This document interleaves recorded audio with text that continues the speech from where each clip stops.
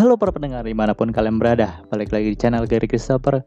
Oke, pada video kali ini, sebagai permohonan maaf gue karena gue telat ngepost, sebagai gantinya Kage no Jujutsu Yakuza akan ada dalam minggu ini, dalam beberapa part video tentunya. Dan gue juga harus tumbang pada waktu minggu kemarin, dan pada akhirnya dengan terpaksa gue tidak mengupload pada hari Minggu. Dan oke deh, tanpa basa-basi lagi aja, mari kita mulai langsung pembahasannya. Cerita pun dimulai dari karakter Yukime yang tersadar setelah ditikam oleh Getan. Saat itu, Yukime pun menyadari bahwa ia sedang berada di atas kuda bersama Getan. Di sini Yukime pun bertanya, kemanakah Getan akan membawanya pergi. Mendengarkan hal itu, Getan pun berkata bahwa dirinya akan membawa Yukime untuk pergi ke gudang emas dari Yukime yang berada di kota Outlaw City. Di sini, Yukime sedikit terkejut setelah mendengarkan hal itu. Lalu, Yukime pun memeriksa luka tikamnya. Ternyata luka tikamnya itu sudah tertutup dan darahnya pun sudah berhenti keluar. Namun tetap saja, luka itu akan memberikan sakit yang dapat memperhambatnya ketika ia bergerak untuk menghentikan Getan. Jadi ia pun tidak akan menjalankan rencana untuk bertarung dengan Getan lagi. Sebaliknya, Yukime memilih untuk menggunakan strategi berdiskusi kepada Getan. Saat itu, Yukime berkata bahwa walaupun Getan menemukan gudang emas itu, ia tidak mungkin bisa mengambilnya. Karena memang gudang emas itu dijaga oleh John Smith dan tidak mungkin bagi Getan untuk mengalahkan John Smith. Mendengarkan hal itu dengan cepat, Getan pun berkata bahwa saat ini dirinya telah memperoleh kekuatan baru. Jadi, ia tidak mungkin bisa dikalahkan oleh siapapun. Dan tidak mungkin ada yang bisa mengambil apapun lagi dalam hidupnya ini.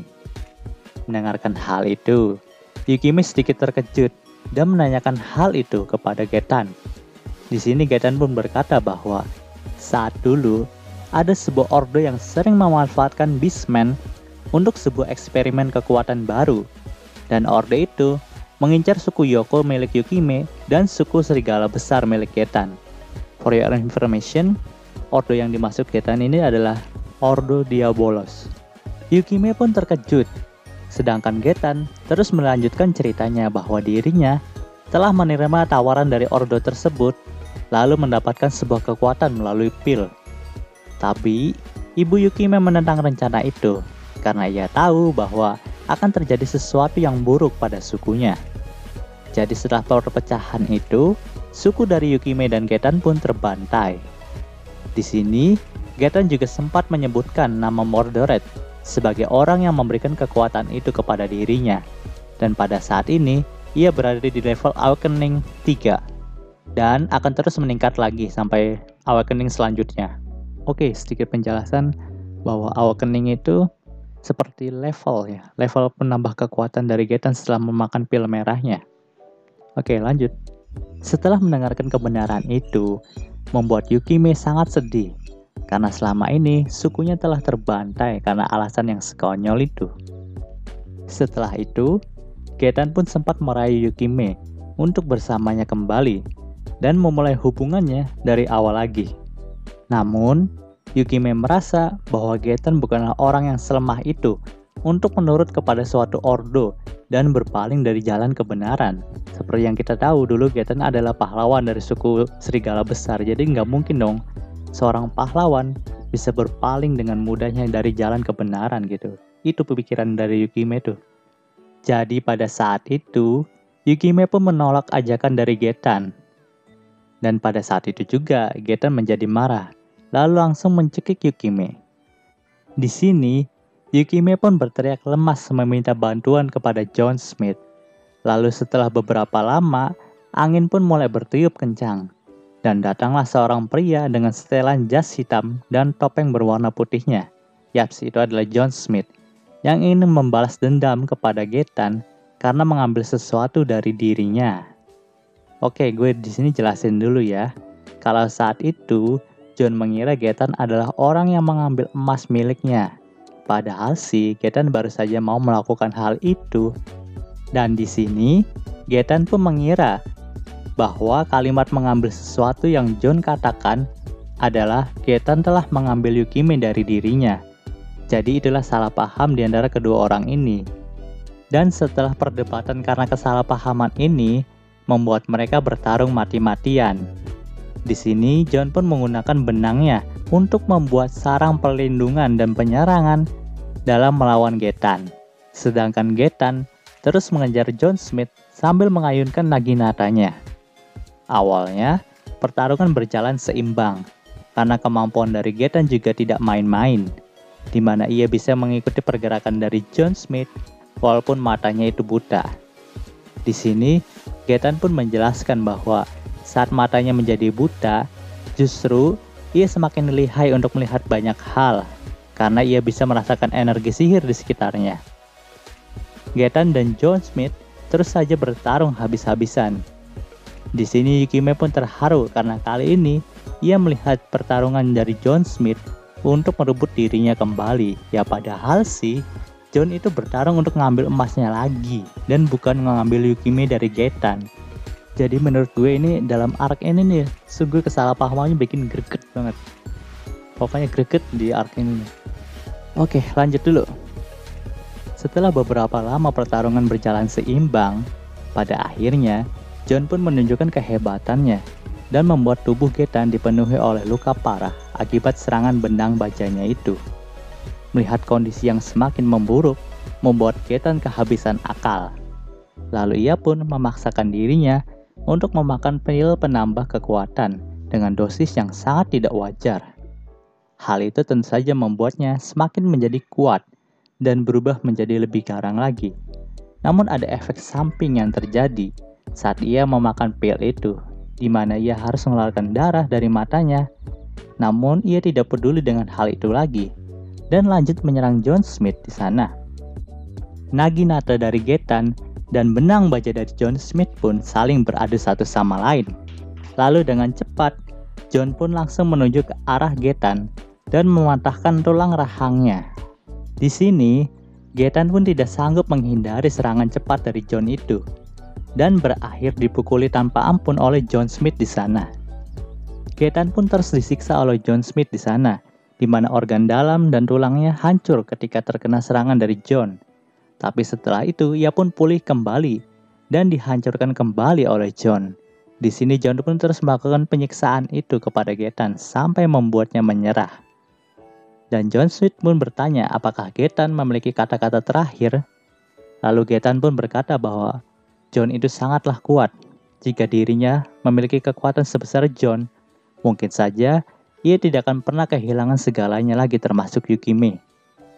Saat terakhir, Getan pun menuju ke arah Yukime dan berkata bahwa kuserahkan Yuki kepada dirimu. Setelah itu, Getan pun menghembuskan nafas terakhirnya. Yukime pun tidak kuat melihat kejadian itu dan menangis di pundak John. Lalu John pun menenangkan Yukime, lalu menyembuhkan lukanya. Di sini, John juga berkata dengan suara yang kecil, jadi Getan mengemburkan emasnya di gundukan salju itu ya.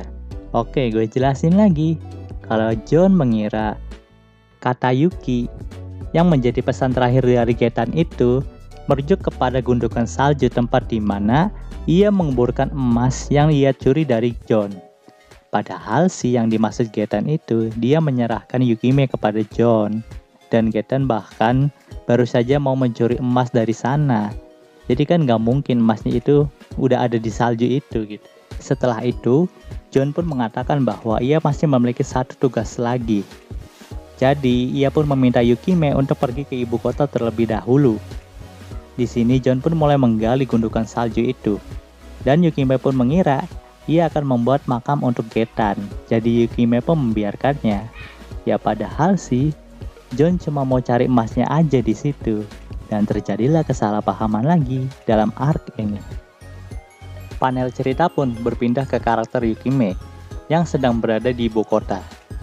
Nampaknya saat itu, ia telah menukarkan uang kertas atau kreditnya menjadi koin emas zeni lagi, lalu kembali ke tempat persembunyiannya. Saat itu, lukanya pun telah sembuh karena John. Bekas luka yang tadinya ada di punggungnya itu sekarang telah menghilang dan tidak tersisa lagi. luka fisik dan mentalnya pun benar-benar sembuh, karena memang ia menganggap bahwa semua masalahnya ini telah berakhir. Namun, ada satu hal yang terngiang di kepalanya, yaitu kenapa Getan sampai berubah. Ia pun berpikir bahwa apakah balas dendamnya telah tuntas? Karena memang Getan hanyalah digunakan sebagai alat oleh seseorang untuk melakukan tindakan bodoh itu. Sampai-sampai sukunya dan suku Yukime pun menjadi korbannya. Jadi kemungkinan besar di luar sana pasti masih ada satu musuh lagi yang menjadi musuh sesungguhnya bagi Yukime. Sesampainya di persembunyian itu, Yukime pun langsung mencoba memasukkan koin emasnya yang ia tukarkan ke lemari penyimpanan. Ia pun terkejut, karena memang ternyata lemari penyimpanan itu benar-benar kosong. Lalu, wanita elf berjubah hitam pun menghampirinya, dan berkata bahwa dirinya adalah Alpha, salah satu pendiri dari Shadow Garden. Mendengarkan kata Shadow Garden, membuat Yukime sadar bahwa itu merujuk kepada John Smith. Di sini Alpha pun berkata bahwa aliansi dagang telah runtuh pada hari ini, dan ia pun menemukan surat wasiat Getan di kamarnya, lalu menyerahkan kepada Yukime. Yukime pun menerima surat itu dan mulai membukanya. Hal pertama yang mengejutkan adalah tulisan tangan dari Getan yang sangat berantakan. Meskipun ia buta, tapi dia masih tetap menulis surat ini sendirian, tanpa bergantung pada orang lain. Dari tulisan tangan yang berantakan itu, Yukime bisa merasakan jejak kehangatannya lagi. Surat itu dimulai dengan penyesalan yang ia rasakan pada Yukime dan kota asalnya, dan bagaimana dia mengutuk kelemahannya sendiri. Kemudian, Yukime pun menemukan sebuah fakta mengejutkan yang tertulis di dalamnya. Terdapat nama Ordo Diabolos. Itulah identitas yang mengubah Getan. Setelah membaca surat itu, Yukime pun mengangkat wajahnya dan melihat Alpha. Lalu berkata bahwa ia pernah mendengarkan nama Ordo Diabolos itu. Alpha pun berkata bahwa itu adalah ordo yang diperangi oleh Shadow Garden dan Shadow sendiri. Ia juga berkata bahwa Shadow pastinya sudah mengetahui kalau Yukime memiliki masa lalu yang suram karena Ordo Diabolos ini. Jadi ia membantunya untuk keluar dari masa suram itu. Di sini Alpha juga berkata bahwa Mitsugoshi Group hanyalah kedok dari Shadow Garden saja. Mendengarkan hal itu, Yukime pun menjadi terkejut dan menyadari bahwa selama ini semua hal yang terjadi itu telah direncanakan oleh John Smith terlebih dahulu. Lalu Alpha pun kembali berkata bahwa sekarang Mitsugoshi Group telah mengambil alih sebagian cabang perusahaan dari aliansi dagang. Dan di sini Alpha juga berkata bahwa ialah yang telah mengambil semua emas di sini. Oke, di sini gue jelasin kalau Alpha itu mengira bahwa memo yang ditinggalkan oleh Shadow itu sebagai perintah untuk mengambil semua emasnya. Jadi akar kesalahpahaman di sini adalah Alpha yang mengambil semua emas itu dari John Smith di Outlaw City. Jadi itulah akar permasalahannya sampai-sampai Getan bertarung dengan John Smith. Lalu Alpha pun berkata bahwa Juggernaut telah tiada karena dikalahkan oleh Delta, salah satu anggota dari Shadow Garden. Jadi Yukime adalah penguasa mutlak dari Outlaw City ini. Di sini Alpha mengajak Yukime untuk bekerja sama dengan Mitsugoshi Group. Lalu Yukime pun menerimanya karena memang ia memiliki tujuan yang sama. Jadi terbentuklah aliansi dari Yukime dan Mitsugoshi Group di sana. Runtuhnya aliansi dagang menimbulkan kekacauan yang cukup parah bagi dunia perekonomian. Mereka tak memiliki koin emas untuk memenuhi semua orang yang datang untuk menebus kredit yang telah tersebar di dalam masyarakat. Ada juga beberapa bank dari aliansi dagang yang menutup bank mereka, lalu merelaikan diri di tengah malam.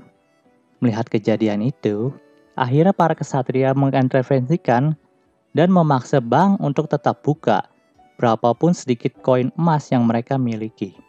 Ternyata, jumlah koin emas itu sangat sedikit jika dibandingkan dengan uang, kertas, ataupun kredit yang beredar di masyarakat. Apa yang dilakukan oleh orang-orang yang menyaksikan runtuhnya aliansi dagang adalah pergi ke Bank Mitsugoshi. Pagi setelah asosiasi itu runtuh, orang-orang pun berkumpul di depan Bank Mitsugoshi Group di ibu kota. Dikatakan, jika jumlah orang yang berkumpul sudah cukup untuk memenuhi jalan utama ibu kota kerajaan itu. Ketika bank terbuka, mereka mengambil kredit mereka dan semua yang masuk di bank hanya tercengang karena adanya tumpukan besar koin emas yang menyilaukan, yang memenuhi aula besar. Para pegawai bank menanggapi orang-orang dengan senyuman. Mereka membagikan koin emas kepada setiap orang yang datang untuk menebus uang kertas ataupun kredit mereka. Dan pada sore harinya, kerumunan di Mitsugoshi Group itu pun hampir sepenuhnya menghilang. Orang-orang yang benar-benar menebus uang mereka hanyalah sekitar 30% saja dari semua orang yang berbaris pada hari itu. Semua orang merasa lega ketika melihat reaksi dan koin emas yang dimiliki oleh Mitsugoshi Group. Segunung koin emas itu, pegawai yang tersenyum dan sopan, dan kepercayaan yang dibangun oleh Mitsugoshi Group sampai sekarang ini, itulah yang menjadi bukti bagi pelanggan mereka yang ingin menukarkan uang kertas mereka ataupun kredit mereka. Setelah keruntuhan aliansi dagang, kredibilitas dan kedudukan Mitsugoshi Group pun kembali meningkat. Kekuatan mereka sudah sedemikian besar sehingga suatu kerajaan pun tidak dapat menyentuh mereka. Jika Mitsugoshi Group runtuh sekarang, ekonomi kerajaan pun akan runtuh. Setelah kekacauan, kerajaan pun menganggap sistem kredit itu berbahaya. Namun kenyataannya adalah Mitsugoshi Group dan sistem kredit mereka telah membawa kepatuhan ekonomi lagi yang belum pernah terjadi sebelumnya di kerajaan itu. Dan kerajaan pun telah mengatur pembicaraan dengan perwakilan dari Mitsugoshi Group dan Bank Mitsugoshi untuk membuat pengaturan tentang sistem kredit lagi. Dengan demikian, serangkaian kekacauan itu pun telah berakhir. Panel cerita pun kembali menyorot karakter Shadow yang terus saja menggali gundukan salju untuk menemukan koin emasnya. Di sini nampaknya, Shadow juga dibantu oleh Delta dalam menggali gundukan salju itu. Di sini Shadow pun heran kenapa tidak ada koin emas pun dalam gundukan salju itu. Padahal sudah jelas, Getan menunjukkan ke arah gundukan salju ini ketika diambang kematian. Di sini Shadow juga heran kenapa Mitsugoshi Group tidak runtuh, padahal kabar tentang kredit palsu itu sudah menyebar di masyarakat. Tapi yang pastinya di sini, Shadow telah mengakui bahwa dirinya telah gagal dalam rencana kali ini. Di sini Delta juga sudah menggali sangat dalam, tetapi ia tidak menemukan apapun. Lalu, Shadow pun mengatakan bahwa Delta harus terus menggali dan merahasiakan misi ini lagi dari Alpha dan kawan-kawan. Lalu Delta pun mengatakan bahwa ia ingin Shadow melakukan apa yang ia mau jika emas itu telah ditemukan oleh Delta. Dan tentu saja Shadow pun sempat ragu dengan hal itu, karena memang ia tahu bahwa Delta pastinya akan meminta sesuatu hal yang aneh lagi kepada dirinya. Jadi ia pun benar-benar ragu. Namun pada akhirnya, Shadow pun setuju asalkan kemauan dari Delta itu tidak berlebihan. Tapi setelah dipikir-pikir lagi, hal ini akan menjadi kegagalan bagi diri Shadow.